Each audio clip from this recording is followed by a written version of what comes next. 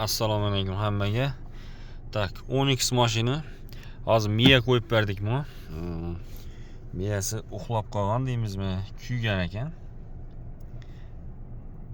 Hozirgi kunda ko'p odam so'rab turdi. Hozirgi kunda 10X miyasi 3 million 300 3,5 million atrofida Xorazm viloyatida. Tak. Qo'yib berish xizmati 1 milliondan 100 dollargacha. Shu 100 dollardan qo'yib beramiz.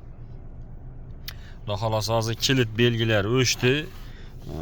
Hamma narsasi o'chdi. Bir dona chek qoldi. Chekni o'chirib bersak, shu bilan xudo xohlasa hammasi chotki bo'ladi. Tak, ko'rib turganlaringizdek, miya kuysa boshqani qo'ysak, shu ошибкаlar tekushli emas, сохраненный bo'lib yonib qoladi. Hozir o'chirib beramiz.